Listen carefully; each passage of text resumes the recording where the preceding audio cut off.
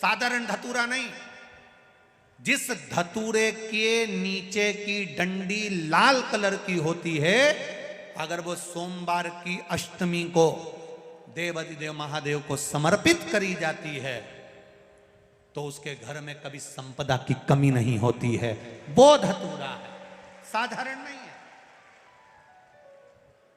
धतूरे में भी लाल डंडी, जैसे धतूरा गोल होता है उसके नीचे एक छोटी सी डंडी, देखा है आप लोगों ने?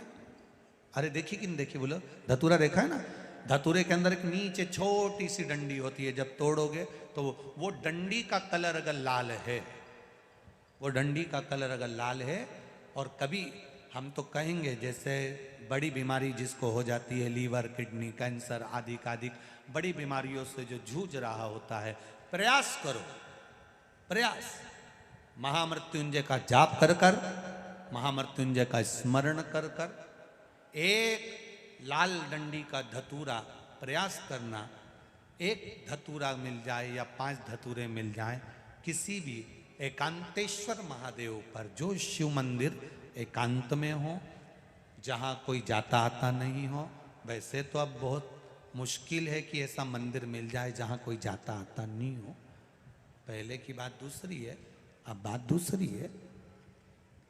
फिर भी कहीं आप रोड पे से निकल रहे हो, एकांतेश्वर महादेव अगर आपका दिख जाए, बहुत बीमारियों से ग्रसित हो, तो भी महामृत्युंजय जाप का स्मरण कर कर या किसी विद्वत ब्राह्मण जन से महामृत्युंजय मंत्र का जाप कराकर, या भगवान शिव के मंत्र का जाप स्वयं कर कर, वो भी ना बने तो पंचाक्षर मंत्र नमः शिवाय, षडाक्षर मंत्र ओम नमः शिवाय, या श्री शिवाय नमस्तुभ्यम जप कर वो लाल डंडी का धतूरा 5 एकांतेश्वर महादेव को आप समर्पित कर सकते हो। रोग थम जाएगा, जो दवाई खाओगे वो शरीर को लगना प्रारंभ हो जाएगी और आप स्वस्थ होना प्रारंभ हो जाएंगे। अगर बड़ा रोग है, एकांतेश्वर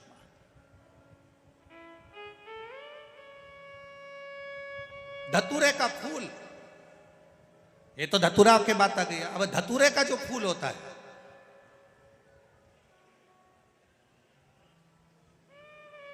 धतूरे का जो पुष्प है, उसको 2 जगह पर समर्पित किया जाता है।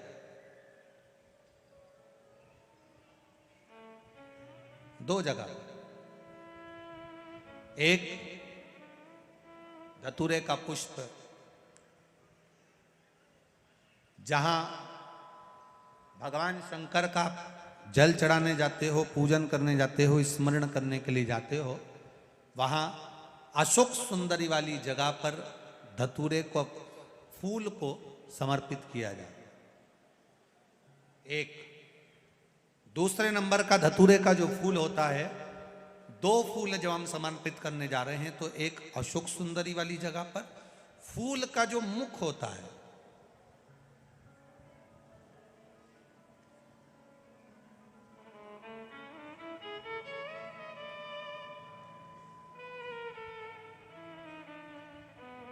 मान लो ये फूल है धतूरे का।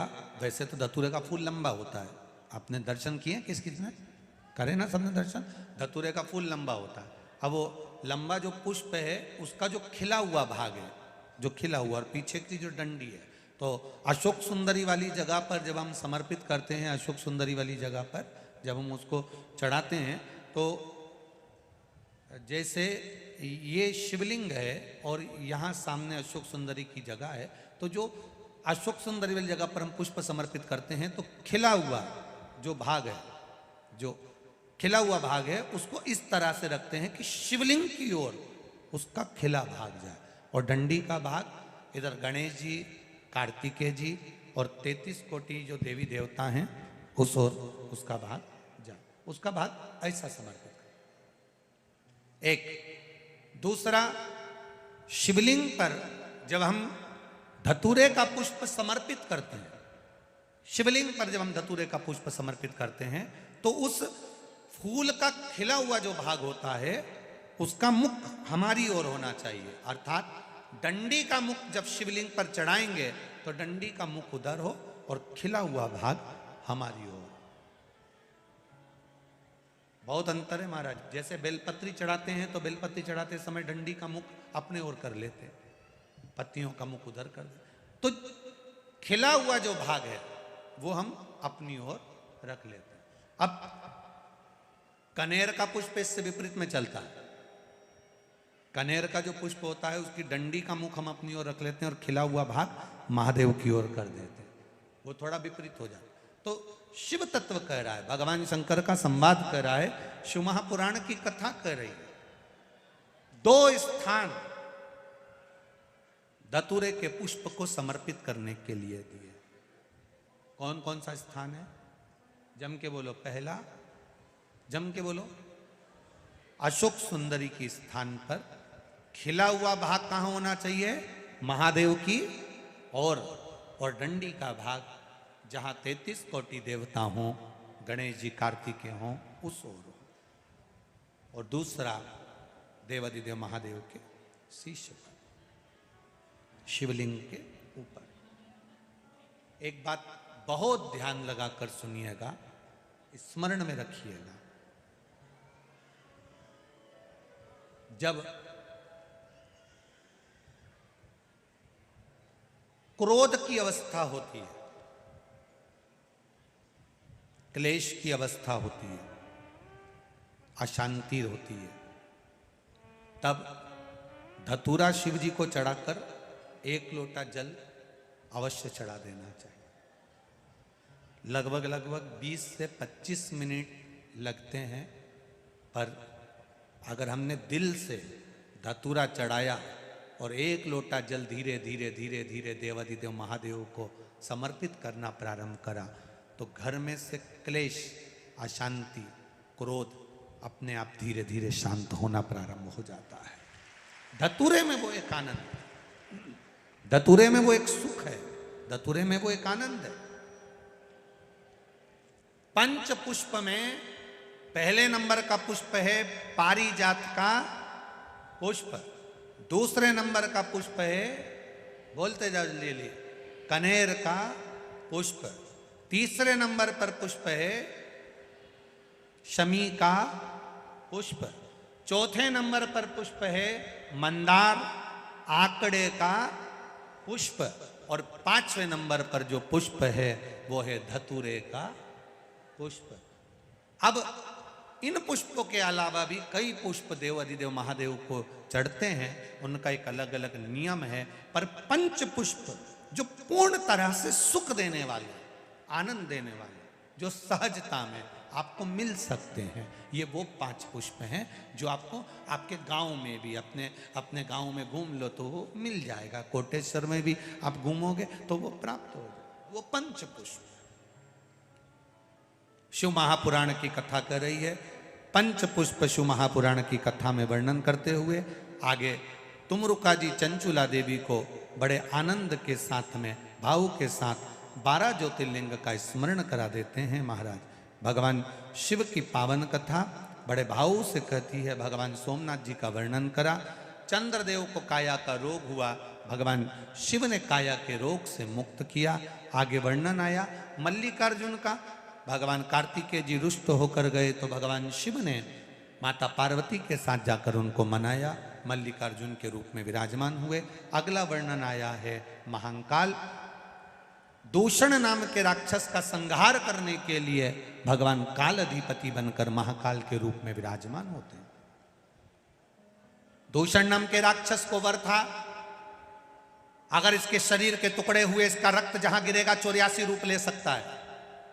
महादेव जी ने देवताओं से कहा तुम जाकर क्षिप्रिया को, मेरी बहन को जाकर निवेदन करो कि जैसे ही दूषण नाम के राक्षस का रक्त गिरे ये पानी के रूप में आकर उसको धो दे तो ये 84 रूप नहीं रख पाएगा।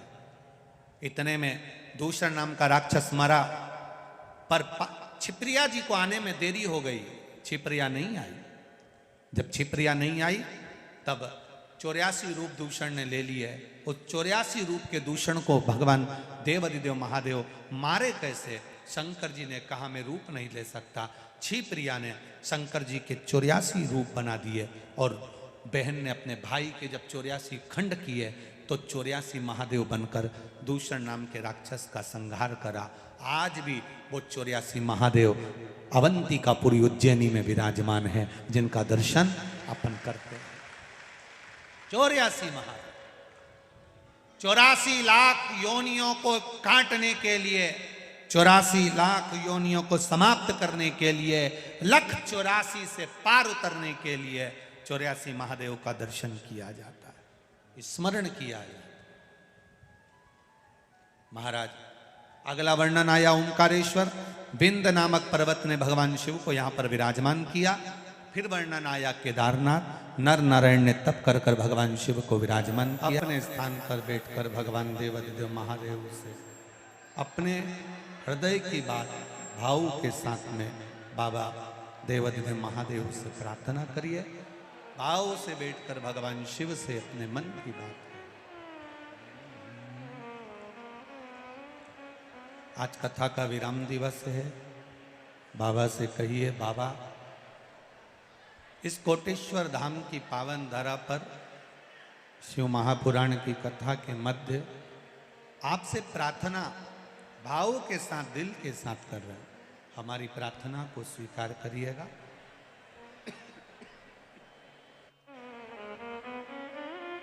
दिल से बाबा देवाधिदेव महादेव से प्रार्थना भाव से।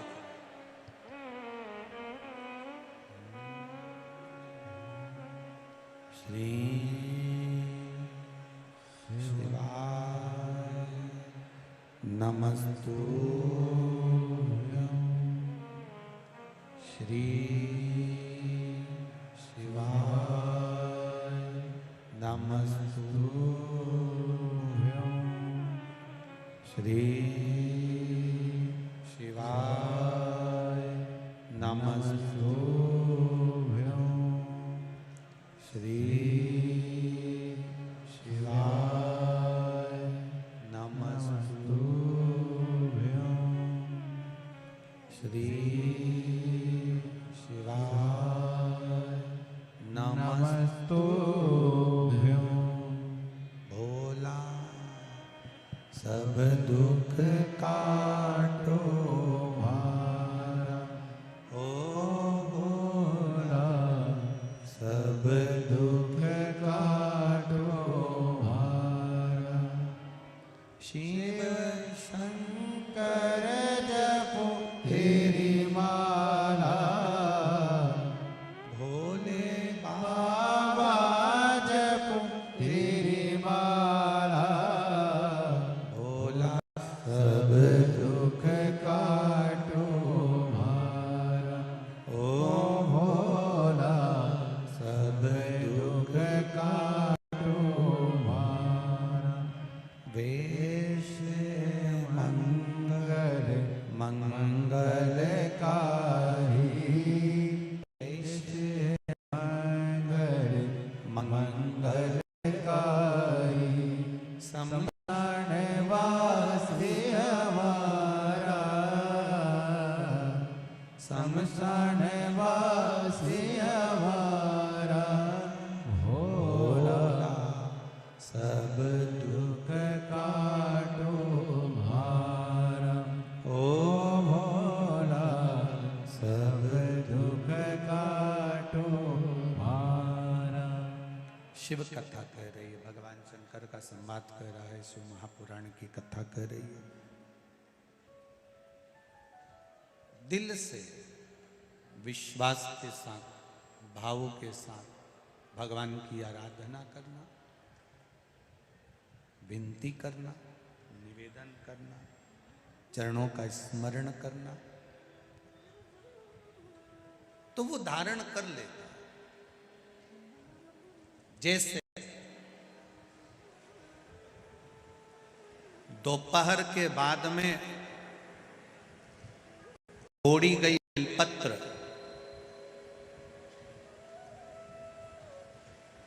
दोपहर के बाद अगर हम बेलपत्र को तोड़कर शंकर भगवान को समर्पित करते हैं तो शिव उसे स्वीकार नहीं करते। फूल सूर्य की किरण निकलती है, प्रकाश थोड़ा सा हो जाता है, थोड़ा सा उजाला हो जाए, और रात्रि सूर्य अस्त के पहले पुष्प को हम तोड़ सकते हैं, फूल हम तोड़ सकते हैं। बेलपत्र सुबह से लेकर दोपहर तक हम तोड़ सकते हैं, पर दोपहर के बाद में बेलपत्र को नहीं तोड़ा जाता।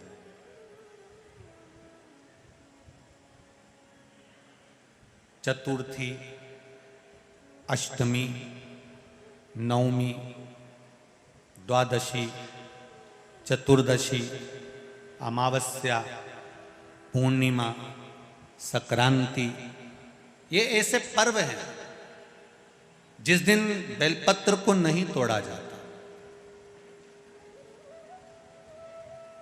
चतुर्थी, अष्टमी, नवमी, द्वादशी, चतुर्दशी, अमावस्या, पूर्णिमा, संक्रांति, ये वो पर्व है जिस पर बेलपत्र को नहीं तोड़ा जाता। पुरानी बेलपत्र 1 महीने पुरानी भी रखी है।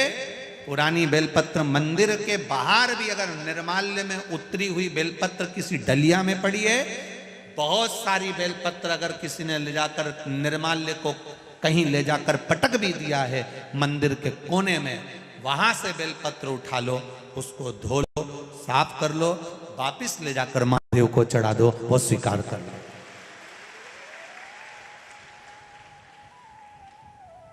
पशुपति व्रत कर रहे हो,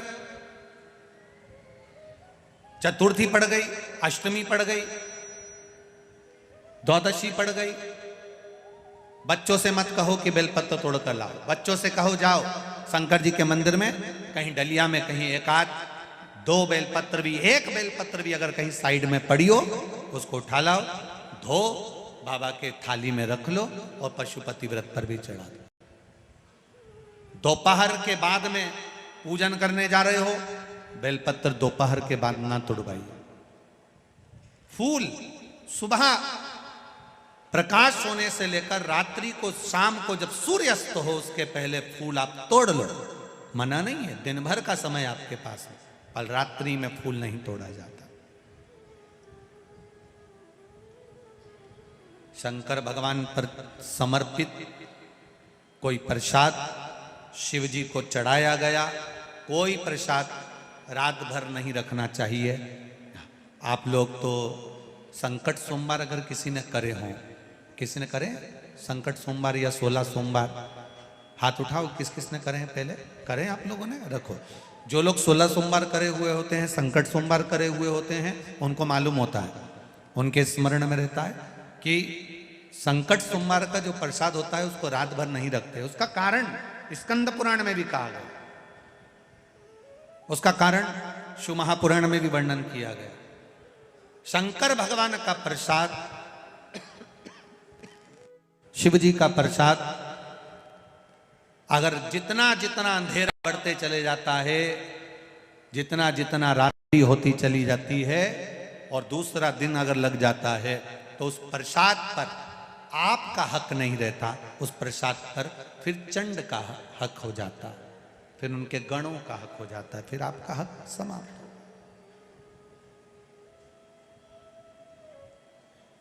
तीसरी बात का स्मरण करिएगा, एक तो बेलपत्र दोपहर के बाद न तोड़िए, दूसरा पुष्प रात में न तोड़िए, तीसरा चतुर्थी, अष्टमी, नवमी, द्वादशी, अमावस्या, पूर्णिमा, चतुर्दशी, संक्रांति, इस पर बेलपत्र ना तोड़िए।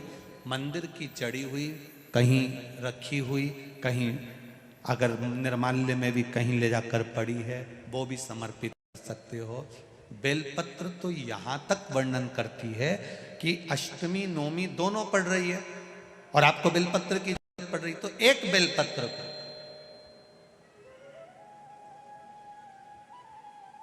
आप, एक बेलपत्र को या तो वस्त्र में संजो कर रख लो, रख सकते हो, संभाल के रख लो, ना बने तो तुम्हारी जो पाठ पढ़ने की पुस्तिका होती है, जिसको तुम भजन गा लेती हो, पढ़ लेती हो, राम रक्षा स्तोत्र, हनुमान चालीसा, गोवर्धन चालीसा, जो पढ़ लेती हो वही उसी में रख लिया, और वही बेलपत्र वापिस हमको प्राप्त हो गई। हमने वही शिव जी को वापिस चढ़ा दी और उससे हमको फल की अनुभूति प्राप्त हो गई। जरूरी नहीं है तोड़े।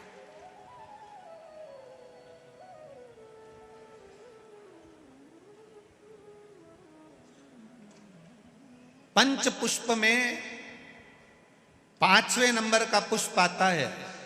भगवान शंकर आनंद के साथ में विराजमान थे और देवताओं ने जब मंथन किया, उस मंथन में जो विष निकला, वो विष देवाधिदेव महादेव को दिया गया।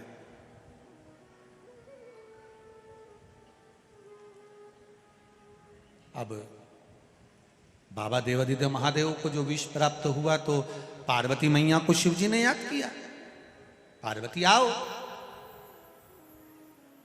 ये एक चतुर्पति की विद्वत्ता है।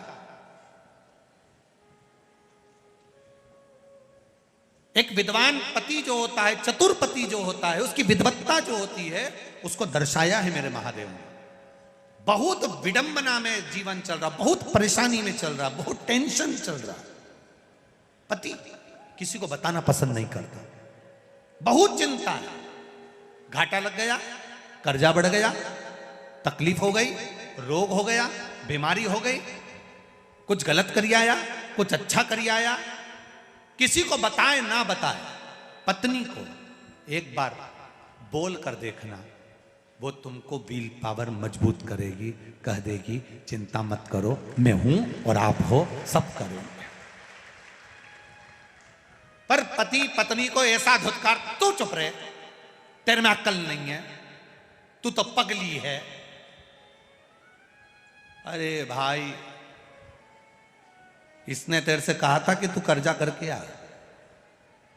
इतनी माताएं बैठी है, इतनी और इतनी टीवी पर कथा सुन रही हैं, एक माता ने कभी अपने पति से कहा हो कि तुम कर्जा करो, चोरी करो, डाका डाल के लाओ? कोई नारी अपने पति को चोरी करता नहीं देखना चाहती, कोई पत्नी अपने पति को डाका डालते नहीं देखना चाहती, कोई पत्नी अपने पति को कर्जे में डूबते हुए नहीं देखना चाहती। पत्नी हमेशा पति को चंद्रमा की रोशनी की तरह बढ़ती हुई देखना चाहती है, सूरज की रोशनी की तरह बढ़ते हुए। अब कर्जा हो गया, तकलीफ आ गई, बुरा करिया है, बेकार काम करिया है, तो घबराना नहीं। अपनी धर्म पत्नी को एक बार आद्य शक्ति समझकर, पार्वती समझकर, शिव की शक्ति समझकर उसको भी अपनी बात कहो, दिल से कहो, जो सच है उसको कहो। वो आद्य शक्ति के रूप में तुम्हारे साथ में बैठी है, तुमको खड्डे में नहीं पटकेगी, थोड़ा ना थोड़ा उसकी विवेक से, उसकी बुद्धि से समझाने का प्रयास करेगी और तुमसे इतना जरूर कह देगी, अब जो हो गया हो जान दो, चिंता मत करो, होगा, देखेंगे, आप और हम है ना, टेंशन लेने की जरूरत नहीं है, सब आगे बढ़ेंगे, फिर करेंगे। ये नारी का बल है, ये नारी की बलता है, ये उसका धैर्य है।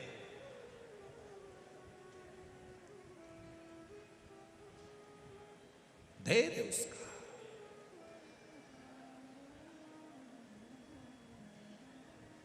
पत्नी मर गई, पति टूट गया। क्यों भैया? आज तुम मदिरा की दुकान पर खड़े थे, क्या बात है?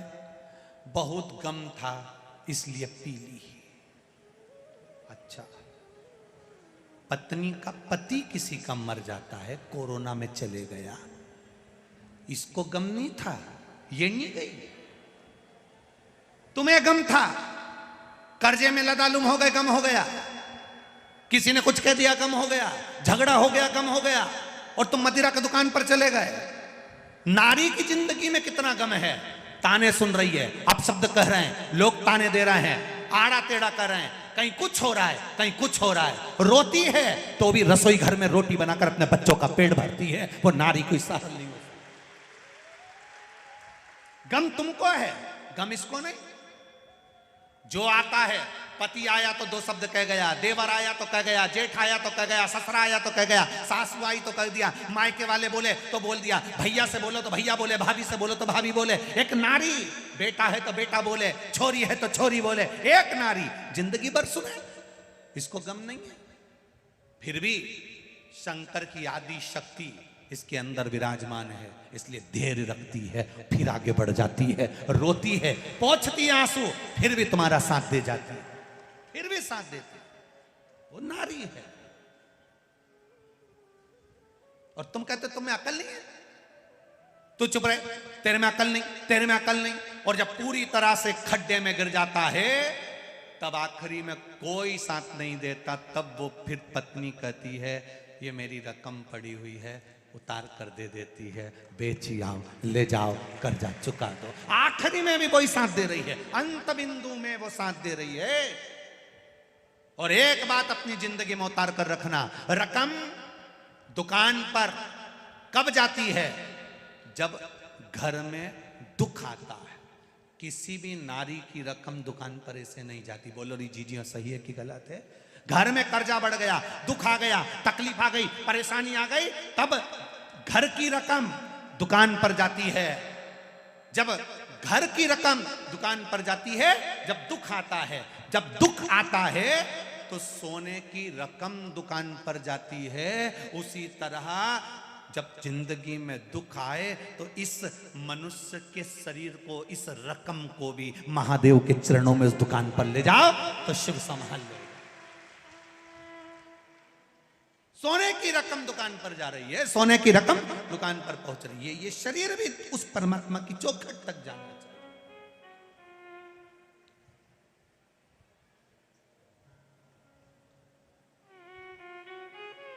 हम उसके भरोसे।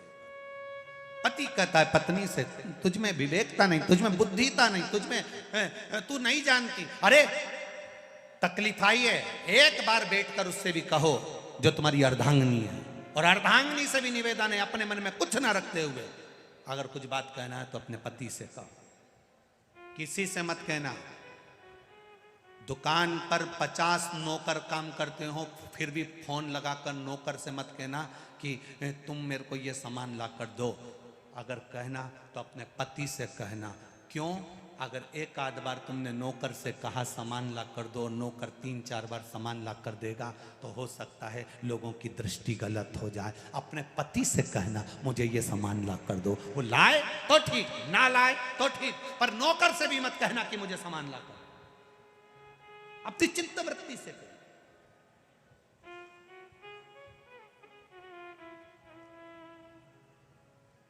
जाओ, मुझे ये सामान चाहिए। कितना सुंदर संवाद है।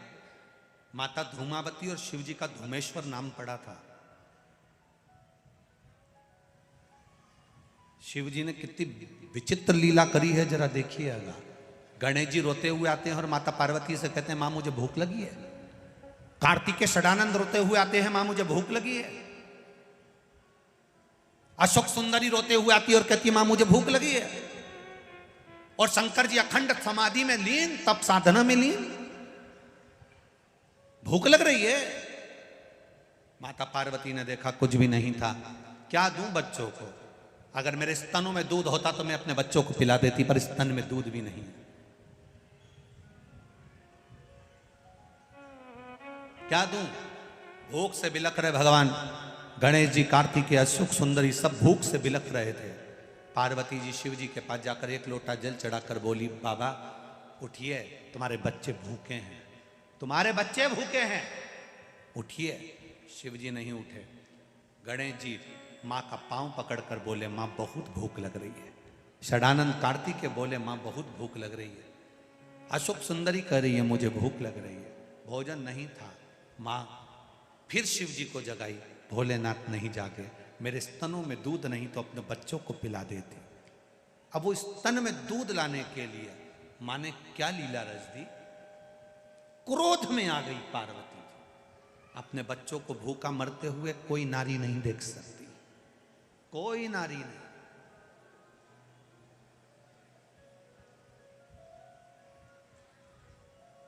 कौन नारी देखेगी? एक मां अपने बच्चे के लिए समर्पण का भाव लेकर चलती है। देखा मेरे बच्चे भूखे, स्तन में दूध नहीं, पार्वती जी को क्रोध आया, शंकर जी को उठा लिया, उठाकर मुंह में भरकर निगल गई, स्तन से दूध बहने लगा, बच्चों को पिलाने लगी। हाहाकार मच गया, साबधूर। शिव जी को पार्वती जी निगल गई, शिव जी नहीं, शिव जी नहीं, शिव जी नहीं। देवताओं ने आराधना करी, मां कृपा करो, मां प्रकट करो महादेव को। शंकर जी को धुएं के रूप में अपनी नासिका से महादेव को प्रकट कर दिया। शिव जी का नाम ध्रुमबान हो गया और पार्वती का नाम ध्रुमावती हो गया। शिव जी ध्रुमबान बन गए, माता पार्वती ध्रुमावती बन गई। शंकर जी ने कहा, पार्वती तू अपने पति को थोड़ी देर के लिए निगल गई थी, तेरा पति उस समय पर नहीं था, इसलिए ध्रुमावती तू वेधव्य के रूप में रहेगी। ना तेरी मांग में सिंदूर होगा, ना गले में मंगलसूत्र होगा, ना बिछोड़ी, ना चूड़ा होगा। आज भी दतिया में पीताम्बरा धाम में मां धूमावती के मंदिर है। मां धूमावती का अगर आप दर्शन करने जाओगे तो मां सौभाग्यवती नारी को अंदर नहीं जाने दिया जाता, पर्दे में बंद रहती है, 16 श्रृंगार नहीं करती, मां बेधब्ब के रूप में रहती है। ना मांग में सिंदूर है, ना नाक में लौंग है, ना गले में मंगलसूत्र है, वो धूमावती माता है। आज भी दुनिया के बड़े बड़े राजनेता दतिया में जाकर धूमावती की पूजन करते हैं और उससे वर प्राप्त करते हैं। वो धूमावती है, वो पीताम्बरा पीठ में बैठी है, अलमस्त होकर अपने बच्चों के लिए निकली थी, अपने बच्चों। ध्रुमबान ध्रुमावती बड़ा उसका सहजता क्या है? जीवन कोई सरल है क्या? जीवन में कोई सरलता है? शिव जी ने, पार्वती जी ने पूछा, भोलेनाथ जी विष आया है, आपके लिए आया है। शंकर भगवान बोलते हैं, मैं अकेला नहीं पीऊंगा, तू कंठ में जाकर बैठ जा, अर्धांगिनी है तू मेरी, बराबर की हकदार है तू मेरी, बैठ मेरे पास। कंठ में मां बैठी, शिव जी ने विष पिया, कंठ में पहुंच गया। नीचे जा रहा था विष, शंकर भगवान ने उसको कंठ में ही रोक लिया। अंदर जाएगा तो मेरे उदर में ना जाने कितने शिव भक्त बैठे हैं। शिव पुराण कहती है, ये पूरा जो ब्रह्मांड है, ये पूरी जो पृथ्वी है, ये पृथ्वी शंकर भगवान के उदर में विराजमान है। शंकर जी एक चावल का दाना खाते हैं और सबका पेट भर देते हैं। शिव जी आराम से सोते हैं तो सबको निंद्रा आती है, शिव मस्त रहते हैं तो सब मस्त रहते हैं। शंकर जी को लगा, अगर मैं विष पी गया और वो विष पेट में चले गया, वो विष उदर में चले गया, तो मेरा पूरा ब्रह्मांड, पूरी पृथ्वी पर जितने जलचर, थलचर, वायुचर जीव जो रह रहे हैं, जो मनुष्य रह रहे हैं, ये सब विष के असर से मर जाएंगे। तो पार्वती जी कह रही है, प्रभु इसको अंदर गटको। पार्वती जी कह रही इसको नीचे उतारो। शंकर जी कह रहे नहीं उतार सकता, क्योंकि नीचे मेरी औलाद बैठी है, नीचे मेरी संतान बैठी है, सब मर जाएगी, इसलिए मैं उसको अंदर नहीं उतार सकता। तो पार्वती जी कह रही है, मैं कंठ पर बैठी हूं, ये विष मेरे पास है। शिव जी कहते हैं, माता पिता की जिंदगी है ही ऐसी, जिंदगी भर विष पीना है और औलाद को सुरक्षित रखना है। माता पिता की जिंदगी है ऐसी, जिंदगी भर विष पीना है, औलाद को सुखी रखना है, ये माता पिता है। घर में पिता शिव का स्वरूप है, मां पार्वती का स्वरूप है। कितना विष पीते होंगे। घर की ठंडी रोटी घर का बुजुर्ग, घर की बूढ़ी माँ खा लेती है, उसको भी गर्म रोटी अच्छी लगती है, पर बूढ़ी माँ कहती है दाल अच्छी बनी, कड़ी अच्छी बनी। घर में ठंडी रोटी रखी है ना, वो फ्रिज के ऊपर 2 ला के दे दे। बहू कहती है ठंडी क्यों खा रही हो, गरम खा लो। नहीं नहीं, तू मुझे ठंडी ला दे, क्योंकि सास को मालूम है ये ठंडी रोटी कोई नहीं खाएगा, बाद में गाय को पटक दी जाएगी, बाहर कुत्ता को डाल दी जाएगी। मेरा पति एक एक रोटी कमा कर लाया, एक एक निवाला, एक एक अन्न का दाना लाया, इसको पटकूंगी नहीं। घर की बुजुर्ग ठंडी रोटी खा लेती है क्योंकि फेंकी ना जाए, कल की ठंडी सब्जी खा लेती है क्योंकि फिकाए ना। एक एक ईंट जोड़कर, एक एक दाना जोड़कर उसने महल बनाया है, कैसे उसको बर्बाद होते देख ले। इसलिए घर के माता पिता शिव और पार्वती के स्वरूप होते हैं। तिनका तिनका जोड़ा है, तिनका। एक पत्र आया, उस पत्र में किसी ने लिखकर भेजा है, गुरुजी 5 दिन से शिव पुराण चल रही है और कुछ दिन पहले से यहाँ ये टेंट लगना प्रारंभ हो गया था, और शिव जी की कृपा, उदारता, दया गुरुदेव बड़ी गजब है कि 5 दिन से इस टेंट में आपके पंडाल के व्यासपीठ के ठीक ऊपर एक चिड़िया और चिड़ा दोनों ने घोंसला बनाकर 5 दिन पहले ही घोंसला बना लिया था, और 5 दिन से रोज कथा सुन रहे हैं। आज भी बैठे, वो बैठे ऊपर बैठे, आज भी वो चिड़ा और चिड़ी 5 दिन से लगातार स्थान नहीं छोड़ा उन्होंने, और लगातार वो कथा सुनते रहते। 5 गुरुजी जब कथा में चिड़ा और चिड़िया भी शिव और पार्वती बनकर कथा सुनते हैं तो संसार का मनुष्य भी उसके धारण पत्र दिया। उसकी भक्ति, उसका विश्वास, 5 दिन में उसने घोंसला बना लिया, उसी में रह रहा, दोनों कथा का रस तत्व ग्रहण कर रहे और अपने जीवन का आनंद। सुनो, ये शिव महापुराण की कथा है, सुनो।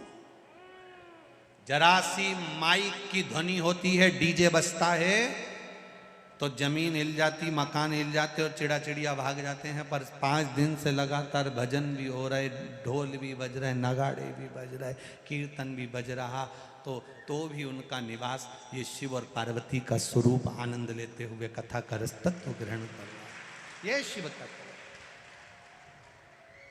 शंभु शरणे पड़ी मांगो घड़ी रे घड़ी, दुख काटो दया करी दर्शन आपो। शिव की भक्ति, भगवान का भजन, स्मरण, कीर्तन, मंत्र जाप। शिव जी ने कंठ पर विष को रखा, पार्वती जी झेली, विष कंठ पर पड़ा हुआ। शंकर भगवान को थोड़ा थोड़ा उस विष का असर होने लगा, और विष का जब असर होने लगा तो भोलेनाथ जी को थोड़ा थोड़ा थोड़ा थोड़ा चक्कर आने लगा, विष का असर। जो देवादिदेव महादेव को डोलते हुए, देवादिदेव महादेव को घूमते हुए जो पार्वती जी ने देखा, पार्वती जी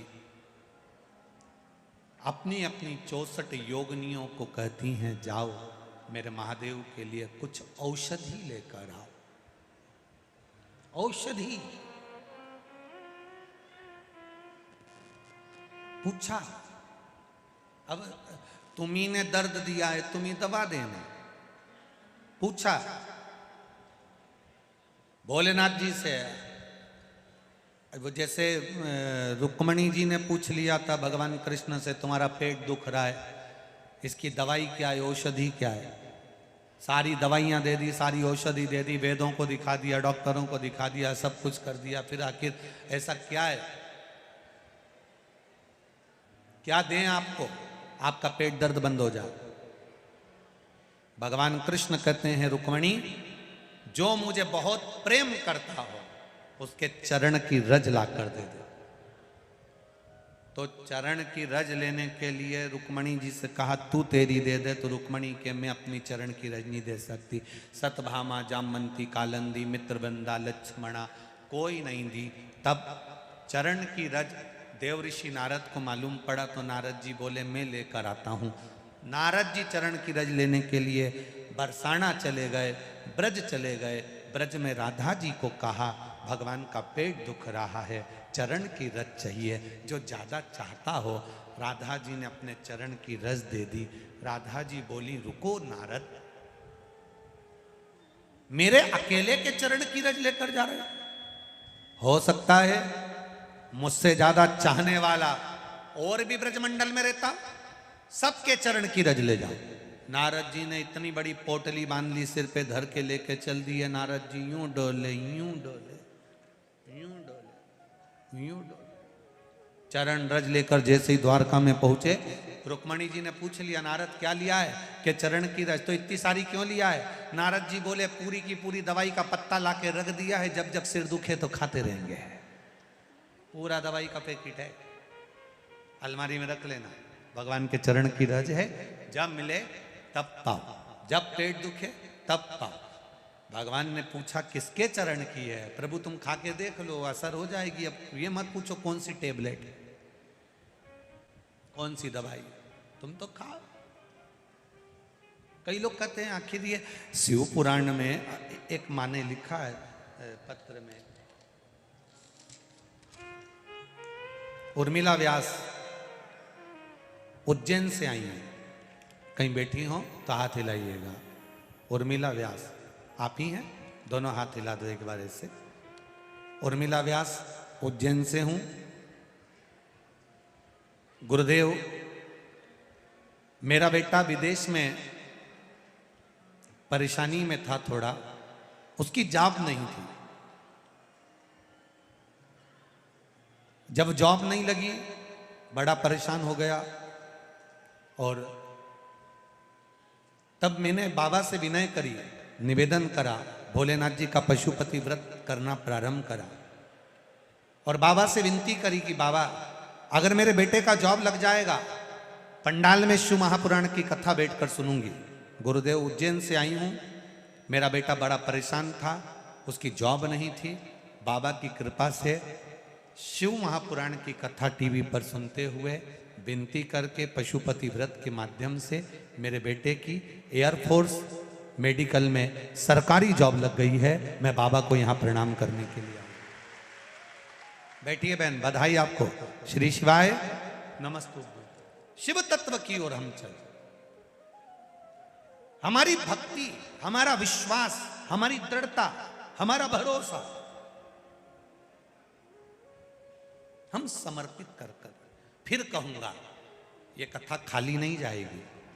आपने जिस भाव से सुनी है, ये 5 दिन की शिव महापुराण की कथा जिस भाव से सुनी है, भले खाली झोली लेकर आए हो, पर मेरा बाबा झोली भर कर भेजेगा, ऐसा नहीं रहा। ये कथा साधारण नहीं है।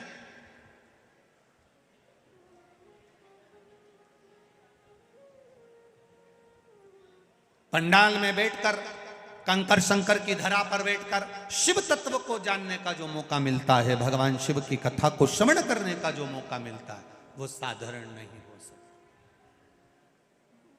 जिन जिन ने सेवा करी वो साधारण नहीं, जिनने पानी पिलाया, चाय पिलाई, बिस्कुट खिलाया, कहीं कुछ। ये शरद जी सिसोदिया जी को धन्यवाद, जिन्होंने भंडारा चलाकर आए हुए भक्तों का भाव से, आनंद से प्रसाद पवाया। ये साधारण नहीं है, खाली नहीं जाए। 4 अप्रैल से 10 अप्रैल तक जो उज्जैन में कथा है, चाहे इंदौर के सेठ हों, चाहे देवास के हों, चाहे आगर मालवा के, चाहे बड़नागर के, चाहे नागदा के, जो आकर दोनों हाथों से लुटा रहे हैं। प्रत्येक समाज, कई समाजों ने हमारे पास भी फ़ोन लगाया उज्जैन से कि हमारी समाज की धर्मशाला है, भक्त आएँ रुकें, किसी को मना नहीं। कई लोगों ने सेवा में नाम लिखाया, हम सेवा करेंगे, हम सेवा करेंगे। दिल से करो, ये मौका फिर नहीं मिलेगा। महाकाल की धरा, छिपरा का तट। स्कंद पुराण में लिखा है किसी तीर्थ में 1 महीना 1 हफ्ता जो रुकने का फल होता है, अवंतिका पुरी और काशी में 1 रात्रि में रुकने पर वो फल प्राप्त हो जाता। अवंतिका है जहां काल अधिपति बैठा। सहज नहीं, करो भजन, सुनो इसमें। खाली न जाता कोई दर से तुम्हारे, खाली न जाता कोई दर से तुम्हारे, मैं भी खड़ा हूँ नन्ही बाहें पसारे, अपने हृदय से लगा लो, गिरा जा रहा हो, उठा लो, प्रभु अपने दर से अब तो न टालो, गिरा जा रहा हो, उठा लो। कहा पार्वती जी ने, आपको तकलीफ हो रही है, दवाई भी आप बताओ क्या दूं मैं आपको।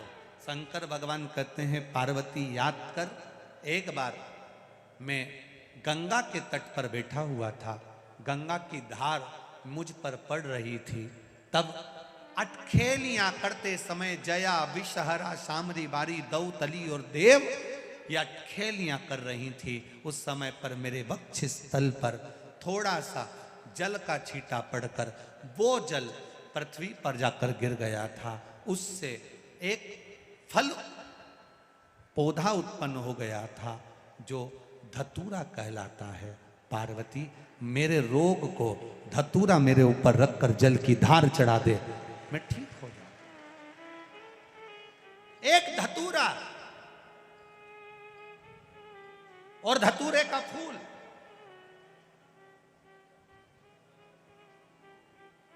कांटे वाला धतूरा और उसमें लगने वाला एक पुष्प।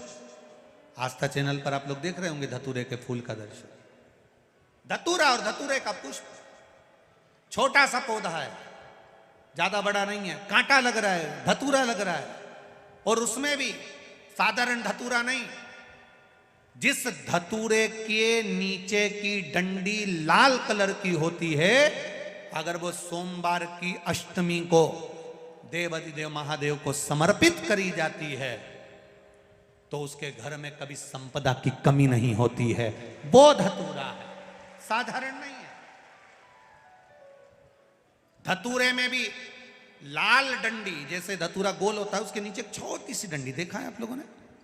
अरे देखी कि नहीं देखी बोलो? धतूरा देखा है ना? धतूरे के अंदर एक नीचे छोटी सी डंडी होती है, जब तोड़ोगे तो वो डंडी का कलर अगर लाल है, वो डंडी का कलर अगर लाल है, और कभी हम तो कहेंगे जैसे बड़ी बीमारी जिसको हो जाती है, लीवर, किडनी, कैंसर आदि आदि बड़ी बीमारियों से जो जूझ रहा होता है, प्रयास करो, प्रयास महामृत्युंजय का जाप कर कर, महामृत्युंजय का स्मरण कर कर, एक लाल डंडी का धतूरा प्रयास करना। एक धतूरा मिल जाए या 5 धतूरे मिल जाए किसी भी एकांतेश्वर महादेव पर, जो शिव मंदिर एकांत में हो, जहाँ कोई जाता आता नहीं हो। वैसे तो अब बहुत मुश्किल है कि ऐसा मंदिर मिल जाए जहाँ कोई जाता आता नहीं हो, पहले की बात दूसरी है, अब बात दूसरी है।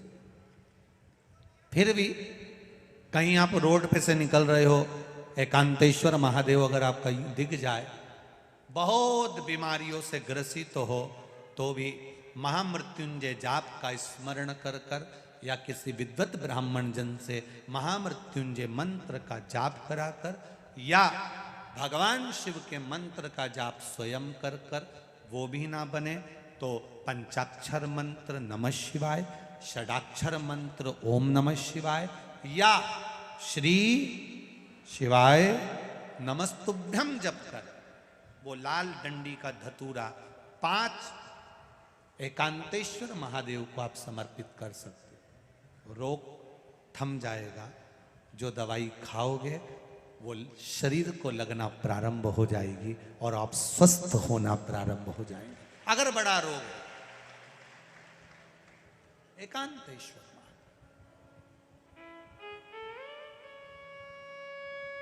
धतूरे का फूल, ये तो धतूरा के बात आ गई। अब धतूरे का जो फूल होता है,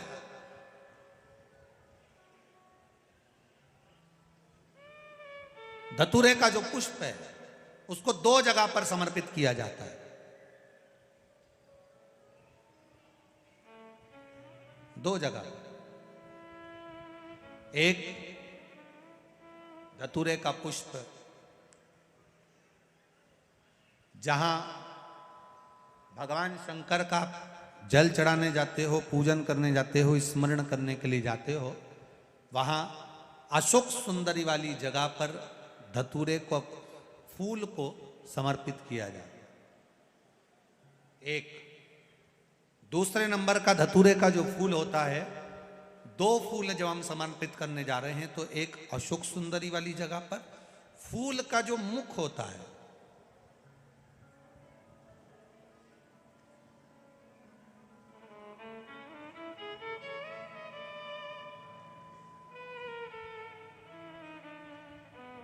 मान लो ये फूल है धतूरे का। वैसे तो धतूरे का फूल लंबा होता है, आपने दर्शन किए किस किसने करे ना, सबने दर्शन। धतूरे का फूल लंबा होता है। अब वो लंबा जो पुष्प है, उसका जो खिला हुआ भाग है, जो खिला हुआ, और पीछे की जो डंडी है, तो अशोक सुंदरी वाली जगह पर जब हम समर्पित करते हैं, अशोक सुंदरी वाली जगह पर जब हम उसको चढ़ाते हैं, तो जैसे ये शिवलिंग है और यहाँ सामने अशोक सुंदरी की जगह है, तो जो अशोक सुंदरी वाली जगह पर हम पुष्प समर्पित करते हैं, तो खिला हुआ जो भाग है, जो खिला हुआ भाग है, उसको इस तरह से रखते हैं कि शिवलिंग की ओर उसका खिला भाग जाए, और डंडी का भाग इधर गणेश जी, कार्तिकेय जी और 33 कोटि जो देवी देवता हैं उस ओर उसका भाग जाए। उसका भाग ऐसा समर्पित। एक दूसरा, शिवलिंग पर जब हम धतूरे का पुष्प समर्पित करते हैं, शिवलिंग पर जब हम धतूरे का पुष्प समर्पित करते हैं, तो उस फूल का खिला हुआ जो भाग होता है, उसका मुख हमारी ओर होना चाहिए। अर्थात डंडी का मुख जब शिवलिंग पर चढ़ाएंगे, तो डंडी का मुख उधर हो और खिला हुआ भाग हमारी ओर। बहुत अंतर है महाराज। जैसे बेलपत्री चढ़ाते हैं, तो बेलपत्री चढ़ाते समय डंडी का मुख अपने ओर कर लेते, पत्तियों का मुख उधर कर देते, तो खिला हुआ जो भाग है वो हम अपनी ओर रख लेते हैं। अब कनेर का पुष्प इससे विपरीत में चलता है। कनेर का जो पुष्प होता है, उसकी डंडी का मुख हम अपनी ओर रख लेते हैं और खिला हुआ भाग महादेव की ओर कर देते हैं। वो थोड़ा विपरीत हो जाता है। तो शिव तत्व कह रहा है, भगवान शंकर का संवाद कर रहा है, शिव महापुराण की कथा कर रही है। 2 स्थान धतूरे के पुष्प को समर्पित करने के लिए दिए। कौन कौन सा स्थान है? जम के बोलो। पहला, जम के बोलो। अशोक सुंदरी की स्थान पर खिला हुआ भाग कहां होना चाहिए? महादेव की और डंडी का भाग जहां 33 कोटि देवता हों, गणेश जी, कार्तिकेय हों, उस ओर हो। और दूसरा, देवादिदेव महादेव के शीश पर, शिवलिंग के ऊपर। एक बात बहुत ध्यान लगाकर सुनिएगा, स्मरण में रखिएगा। जब क्रोध की अवस्था होती है, क्लेश की अवस्था होती है, अशांति होती है, तब धतूरा शिव जी को चढ़ाकर 1 लोटा जल अवश्य चढ़ा देना चाहिए। लगभग 20 से 25 मिनट लगते हैं, पर अगर हमने दिल से धतूरा चढ़ाया और एक लोटा जल धीरे धीरे धीरे धीरे देवाधिदेव महादेव को समर्पित करना प्रारंभ करा तो घर में से क्लेश, अशांति, क्रोध अपने आप धीरे धीरे शांत होना प्रारंभ हो जाता है। धतूरे में वो एक आनंद, धतूरे में वो एक सुख है, धतूरे में वो एक आनंद है। पंच पुष्प में पहले नंबर का पुष्प है पारिजात का पुष्प, दूसरे नंबर का पुष्प है, बोलते जाओ ले लिए, कनेर का पुष्प, तीसरे नंबर पर पुष्प है शमी का पुष्प, चौथे नंबर पर पुष्प है मंदार आकड़े का पुष्प और पांचवें नंबर पर जो पुष्प है वो है धतूरे का पुष्प। अब इन पुष्पों के अलावा भी कई पुष्प देवाधिदेव महादेव को चढ़ते हैं, उनका एक अलग अलग नियम है, पर पंच पुष्प जो पूर्ण तरह से सुख देने वाले, आनंद देने वाले, जो सहज